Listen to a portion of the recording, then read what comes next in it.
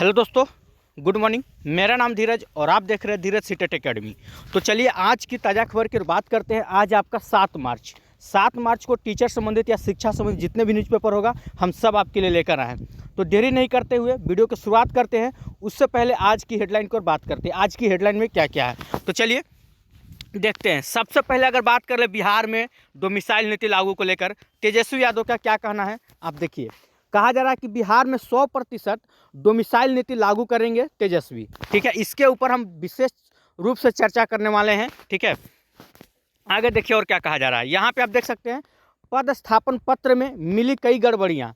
जो शिक्षक पदस्थापन के लिए गए थे उनके पत्रों में कई तरह का गड़बड़ी मिल रहा है। इसके ऊपर क्या कहना है, इसके ऊपर हम लोग डिटेल से चर्चा करने वाले हैं। और क्या है आज की ताज़ा खबर में, यहाँ पे आप देख सकते हैं कहा जा रहा है 18,000 शिक्षकों की फिर से 18 से होगी काउंसलिंग। ये कौन लोग हैं? 18,000 1 to 5 है कि 6 to 8 है कि 9 10th है, इनकी काउंसलिंग फिर से होना है। ऐसा क्या हुआ कि काउंसलिंग फिर से कराया जा रहा है। ठीक है, इसके ऊपर हम चर्चा करने वाले हैं। और एक बात यहाँ पे आप देख सकते हैं, यहाँ पे कहा जा रहा है कि 5800 विशिष्ट शिक्षक रहे थे अनुपस्थित। क्यों, ऐसे क्यों हुआ, इसके ऊपर भी हम चर्चा करने वाले हैं।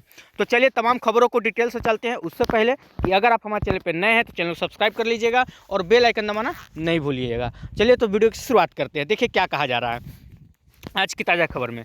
सबसे पहले अगर हम बात कर ले बिहार में डोमिसाइल नीति को लेकर। ठीक है, आए दिन जिनका भी सरकार बनी है बिहार में, डोमिसाइल नीति के ऊपर कोई बात नहीं करना चाहता है।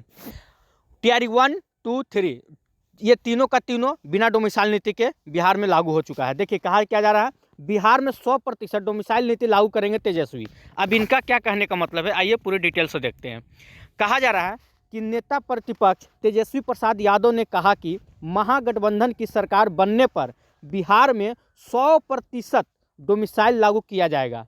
मतलब कि साफ साफ तेजस्वी जी का कहना है कि अगर बिहार में महागठबंधन की सरकार बनती है, अगर हमारी सरकार बनती है तो हम 100% आपका डोमिसाइल नीति लागू करेंगे। ठीक है, और क्या कहा जा रहा है, देखिए कहा जा रहा है कि नौजवानों को प्रतियोगिता परीक्षा फॉर्म भरने के समय उनसे फीस नहीं ली जाएगी और परीक्षार्थियों को परीक्षा सेंटर पे आने जाने के लिए किराया के साथ उनके ठहरने की सुविधा भी सरकार देगी। ठीक है, अगर हम बात कर ले कि अगर आप कहीं परीक्षा उरीक्षा देने जाते हैं, फॉर्म भरते हैं, सबसे पहले तो अगर फॉर्म भरने का आपका शुल्क ही नहीं लगेगा। ठीक है, अगर बिहार में किसी परीक्षा के लिए फॉर्म भरते हैं तो वो निःशुल्क कर दिया जाएगा। प्लस में कि अगर आप कहीं भी परीक्षा देने जाते हैं, अगर बिहार के अगर कहीं किसी भी जिला में जाते हैं तो आपको पूरी तरह से रहने ठहरने की व्यवस्था भी दी जाएगी। ठीक है, ये आपका तेजस्वी जी का कहना है। आगे देखिए क्या कह रहे हैं कि गुरुवार को प्रदेश राजद कार्यालय के कर्पूरी सभागार में उन्होंने कहा कि महागठबंधन सरकार बनने पर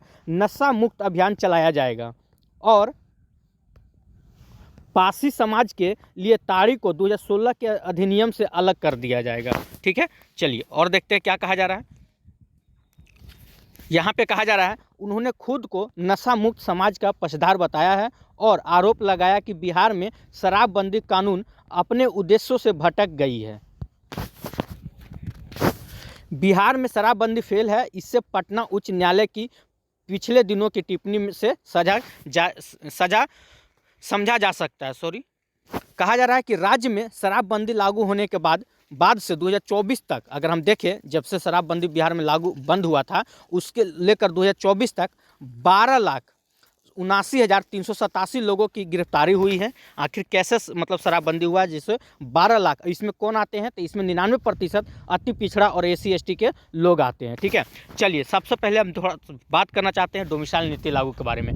देखिए दोस्तों, आप सबको पता हो, खासकर अगर हम शिक्षा के क्षेत्र में बात करें तो आपके सामने दिख रहा होगा अभी TRE 4। ठीक है, अगर डोमिसाइल नीति अगर बिहार में लागू हो जाता है तो TRE 4 में सबसे इसका अगर बेनिफिट मिलने वाला है तो उन बच्चों को जो कि TRE 4 में बैठने वाले हैं, इसमें जो भी सीट निकलेगी उस पर कम से कम अभी देखिए, अभी आप उठा के रिकॉर्ड देख लीजिए, चाहे TRE 1 हो या TRE 2 हो या TRE 3 हो, आप देखिएगा कम से कम हर में 70% लोग जो हैं बाहरी राज्य से इसमें घुसे हुए हैं। शिक्षा में जितने भी टीचर बने ना 70+ हम बता रहे हैं कि शिक्षक जो है बाहरी राज्य से घुसे हुए। हम कोई भी ऐसा राज्य का नाम नहीं लेना चाहते जिससे बच्चों लोग का कहना होता है कि सर आप ऐसा काहे बोलते हैं, हम लोग कहाँ जाएंगे, तो हम किसी के ऊपर ऐसा कुछ कहने वाले नहीं हैं। लेकिन हाँ, अगर आप बिहार के हैं, अगर आप चाहते हैं बिहार में डोमिसाइल नीति लागू हो, ठीक है, तो इसके लिए आपको खड़ा होना पड़ेगा। वो दिन दूर नहीं है कि इसके लिए हम लोग को अपने हक के लिए लड़ना पड़ेगा बिहार के लिए, क्योंकि बिहार में डोमिसाइल नीति लागू होना बहुत ज़रूरी है। चलिए और देख लेते हैं और क्या कहा गया था। आइए इधर देखिए, थोड़ा सा इधर बात कर लें।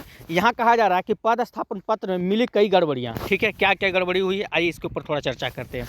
कहा जा रहा है किसी के पद स्थापन पत्र पर आईडी नहीं है तो किसी का स्कूल का नाम ही गायब है, ठीक है। विशिष्ट शिक्षकों के पद स्थापन पत्र में कई तरह की गड़बड़ी सामने आई है, ठीक है। कहा जा रहा है कि इस गड़बड़ी को लेकर शिक्षकों को स्कूल में योगदान नहीं हो पा रहा है। वैसे बहुत से शिक्षक है जिनका आईडी ही नहीं मिल रहा है, आईडी में नाम नहीं है तो स्कूल का नाम नहीं लिखा हुआ, जिसके कारण से उन्हें योगदान में दिक्कत हो रही है। कहा जा रहा है कि दर्जनों शिक्षक इसके लिए डीईओ ऑफिस पहुंचे थे। शिक्षकों ने कहा कि स्कूल में योगदान नहीं कराया जा रहा है। कहा जा रहा है कि इस पर आईडी या स्कूल का नाम ही नहीं है, तो फिर योगदान की बात कैसे है। अभी किसमें कहाँ की किसकी गड़बड़ी है ये तो देखा जाएगा। चलिए फिलहाल हम चलते हैं इधर देखिए, इधर क्या कहा जा रहा है। कहा जा रहा है कि 18,000 शिक्षकों की फिर से 18 से होगी काउंसलिंग। अब 18,000 शिक्षक ऐसे हैं जिनकी काउंसलिंग फिर से होने जा रही है। अब ऐसा क्यों, आइए देखते हैं। देखिए ये खबर जो है आपका मुजफ्फरपुर से निकल के आ रही है, जिसमें कहा जा रहा है कि 18,000 से अधिक शिक्षक अभ्यर्थियों की 18 मार्च से फिर से काउंसलिंग होगी। सक्षमता से लेकर हेडमास्टर, और देखिए सक्षमता से लेकर हेडमास्टर, और कहा जा रहा है बीपीएससी तीसरे चरण के अभ्यर्थियों की काउंसलिंग का यह मामला है। मतलब कि 18,000 शिक्षक ऐसे हैं जिनकी काउंसलिंग फिर से की जा रही है, चाहे वो सक्षमता का हो या हेडमास्टर का हो या बीपीएससी टीआरई 3 के बच्चे हों, इन सभी का फिर से यहाँ काउंसलिंग किया जा रहा है, ठीक है। चलिए आगे देखते हैं और क्या कहा जा रहा है कि इन सभी की एक बार नहीं बल्कि 2-2 बार काउंसलिंग हो चुकी है। बात को समझिए, सक्षमता हो या हेडमास्टर हो या बीपीएससी टीआरई 3 हो, इनकी काउंसलिंग एक बार नहीं 2-2 बार हो चुकी है। उसके बाद भी ये तीसरा बार होने जा रहा है। ऐसा क्यों होने जा रहा है, देखिए कहा जा रहा है इसके बाद भी 18,000 से अधिक ऐसे शिक्षक हैं जिनकी काउंसलिंग या तो कागजात की वजह से अपूर्ण रही या दोनों बार काउंसलिंग में अनुपस्थित रहे। ऐसा क्यों रह रहे भाई, कभी वो प्रेजेंट नहीं हो पा रहे हैं तो कभी उनका कागज में दिक्कत है। आइए देखते हैं और क्या कहा जा रहा है। देखिए कहा जा रहा है कि प्राथमिक शिक्षा निर्देशक साहिला ने सभी जिलों के डीईओ को निर्देश दिया है कि बीपीएससी पहले चरण, ठीक है, या बीपीएससी के दूसरे चरण या तीसरे चरण की, मतलब बीपीएससी टीआरई 1 हो या 2 हो या 3 की, ठीक है, काउंसलिंग तथा एक मिनट हो जाइए, हाँ आइए।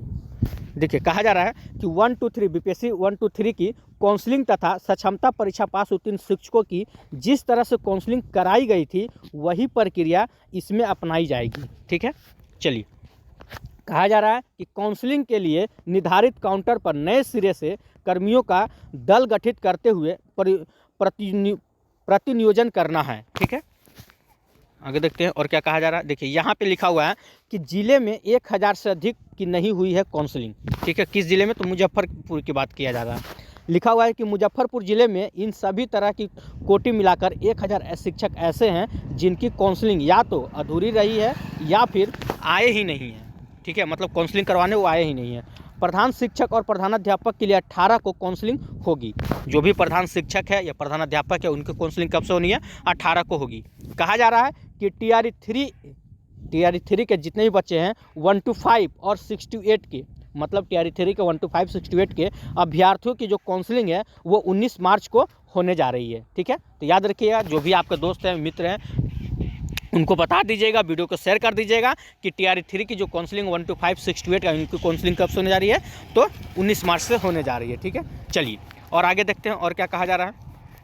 चलिए तो और कुछ विशेष नहीं है, बस याद रखिएगा अगर डोमिसाइल नीति के लागू के बारे में तेजस्वी जी का यही कहना है कि अगर हमारी सरकार बनती है, महागठबंधन की सरकार बनती है, तो हम इसको 100% इसको लागू कर देंगे, ठीक है। इस बात को आप लोग याद रखिएगा। बाकी देखते हैं किसकी सरकार बनती है, कौन क्या करता है। हम लोग को बस यही चाहना है कि चाहे जो हो जाए बीपीएससी टीआरई 4 में डोमिसाइल नीति लागू होना चाहिए, चाहे जैसे हो वो होना चाहिए, बस हम लोग का एक ही मांग रहेगा, ठीक है। फिलहाल आज के लिए आज की ताज़ा खबर में इतना ही, फिर कल मिलते हैं आपको 8 बजे। अगर वीडियो आप लोग को अच्छा लगा हो तो वीडियो को लाइक कीजिएगा, चैनल सब्सक्राइब कीजिएगा, इससे ज़्यादा से ज़्यादा शेयर जरूर कीजिएगा। जय हिंद, जय भारत।